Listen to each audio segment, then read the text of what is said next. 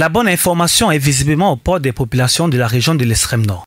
Jadis classée parmi les dernières, elle est désormais parmi les premières régions en termes de vaccination de routine, voire de Covid-19, avec plus de 95% d'enfants vaccinés au premier trimestre de 2023 et 35% au Covid-19. Pour y arriver, le chemin était long. Une espèce de mini-campagne de la vaccination. On a fait le premier tour à la fin du mois d'avril, qui a permis de vacciner plus de 2000 enfants. Et nous comptons, il y a des autres tours qui sont organisés, toujours chaque mois, un tour chaque mois pour essayer de rattraper.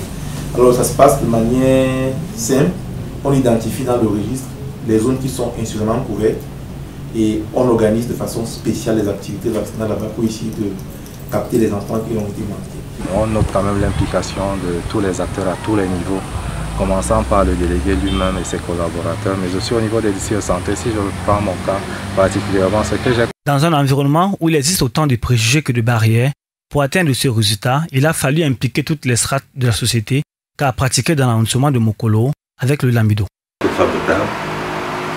Justement, pour lutter contre tous ces problèmes sociaux qui se posent, y compris la campagne de vaccination. Très pointu dessus, parce que nous leur donnons même des exemples par rapport à des enfants. Il y a eu des enfants handicapés ici chez nous. Nous, deux fois, il y a eu un cas à Zébé où je suis allé moi-même voir pour venir, j'ai même fait des photos pour venir. Mais la partie la plus difficile aura certainement été la partie où il a fallu convaincre les populations, des parents qui n'ont pas forcément la bonne information. Peut-être contracter la maladie et nous la ramener ici. Et donc c'est ce qui rend un peu la difficile à suivre, surtout au niveau du camp. Et tous ces cas proviennent essentiellement du camp.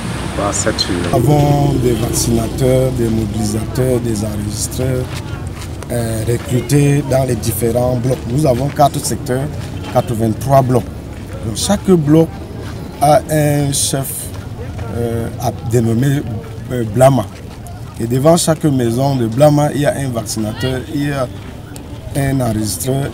La performance de la région de l'extrême nord et surtout du Mayo Tchanaga est d'autant plus à saluer qu'il y a des mouvements de population à l'instar des réfugiés. Au camp de Minaora par exemple, des stratégies sont mises sur pied pour vacciner le maximum d'enfants possible. Rien qu'en ce début d'année, on parle de plus de 10 000 enfants. À ces femmes-là ou bien à ces hommes-là, on essaie de causer avec eux et les expliquer les vaccinations et les conséquences de ne pas vacciner les enfants ou bien d'empêcher la femme d'aller faire le kilo, on appelle. Parce que beaucoup de personnes, ces personnes ont des préjugés et il faut prendre du temps pour leur expliquer.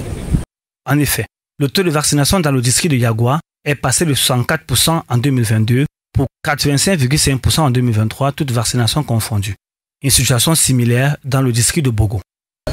Les enfants qu'on vaccine, ce sont des cohortes, ce sont des groupes d'enfants qu'on suit. Ça veut dire que si tu rates l'enrôlement des enfants au début, c'est très difficile de le rattraper. C'est un vaccin qui est plus ou moins rapide. Donc c'est bien de commencer tôt l'année.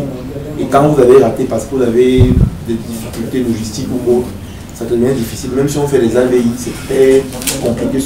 Il faut savoir qu'en mars 2023, parmi les 10 régions ayant 0 dose, un tiers, en tête de liste figure la région de l'extrême nord, avec 7% suivi de celle du centre, avec 8%, ensuite la Damawa 12%. 4 sur 10 régions ont plus de 20% d'enfants de 0 dose. Seule la région de l'extrême nord reste autour du seuil acceptable. Au niveau national, le nombre d'enfants de 0 dose est de 36 079, soit 15% contre 153 533, soit 16% en 2022.